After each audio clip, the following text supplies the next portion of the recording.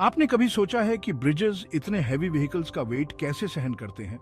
यह एक intricate process है जिसमें कई फैक्टर्स शामिल होते हैं। या फिर एयरप्लेन्स के विंग्स हवा के प्रेशर को कैसे झेलते हैं? यह सब इंजीनियरिंग मार्वल्स का हिस्सा है। इसका जवाब है मटेरियल स्ट्रेंथ। इंजीनियर्स मटेरियल्स की स्ट्रेंथ और ड्यूरेबिलिटी को टेस्ट करते हैं। यह मैकेनिकल इंजीनियरिंग का एक इंपॉर्टेंट पार्ट है जो यह समझने में हेल्प करता है कि डिफरेंट मटेरियल्स जैसे iron, steel, would etcetera force और वेट के अंडर कैसे बिहेव करते हैं। इंजीनियर्स इन मटेरियल्स को अलग अलग कंडीशंस में टेस्ट करते हैं।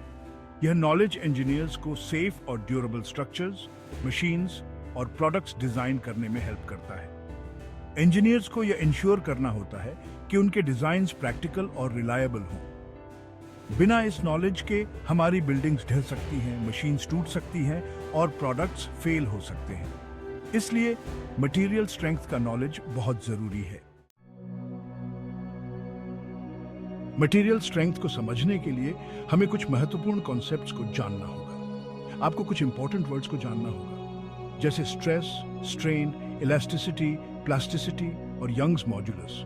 स्ट्रेस, जब किसी ऑब्जेक्ट पर फोर्स लगाया जाता है तो उसके अंदर एक इंटरनल रेजिस्टेंस उत्पन्न होता है। इसे पर यूनिट एरिया पर फोर्स के रूप में मेजर किया जाता है। यह रेजिस्टेंस ऑब्जेक्ट की स्ट्रेंथ को दर्शाता है। स्ट्रेन फोर्स लगने पर किसी ऑब्जेक्ट के शेप या साइज में चेंज को स्ट्रेन कहते हैं। यह चेंज ऑब्जेक्ट की ओरिजिनल डिमेंशन से कितना डिविएट करता है, इसे दर्शाता है।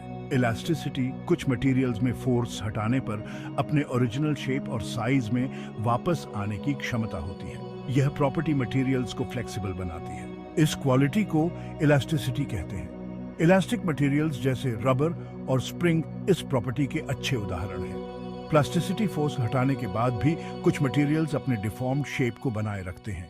इसे प्लास्टिसिटी कहते हैं। यह प्रॉपर्टी मटेरियल्स को परमानेंटली डिफॉर्म होने की क्षमता देती है। यंग्स मॉड्यूलस, यह एक मेजर है कि कोई मटेरियल कितना हार्ड या फ्लेक्सिबल है। यह मटेरियल की स्टिफनेस को दर्शाता है।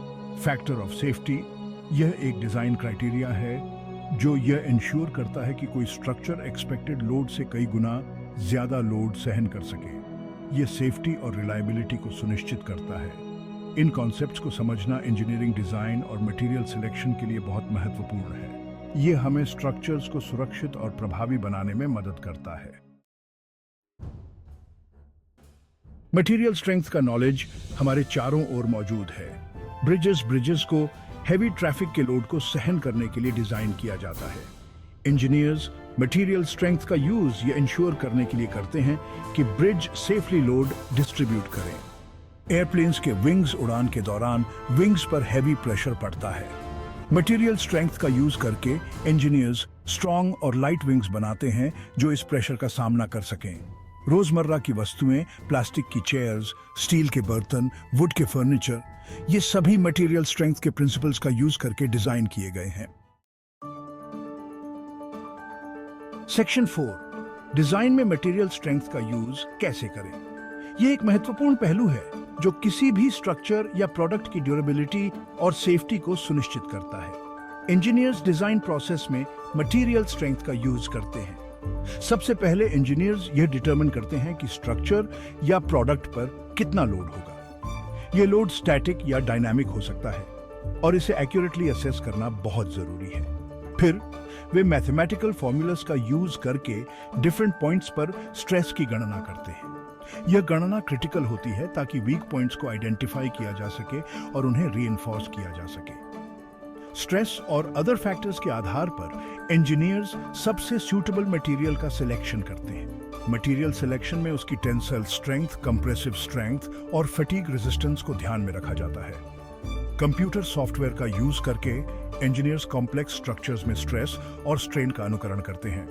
यह सिमुलेशन उन्हें रियल वर्ल्ड कंडीशंस में स्ट्रक्चर के बिहेवियर को प्रिडिक्ट करने में मदद करता है।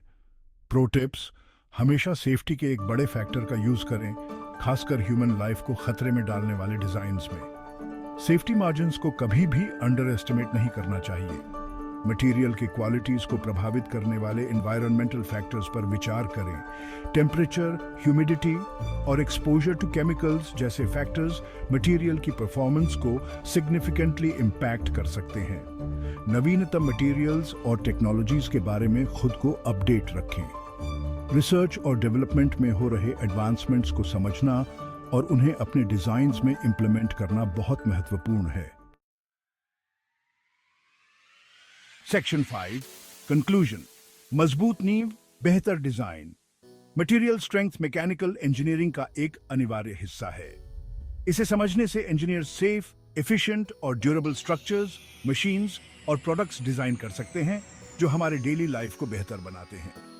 चाहे आप एक इंजीनियरिंग स्टूडेंट हो या सिर्फ इस सब्जेक्ट में इंटरेस्ट रखते हो, मटेरियल स्ट्रेंथ की बेसिक समझ आपको अपने आसपास की दुनिया को एक नए नजरिए से देखने में हेल्प करेगी।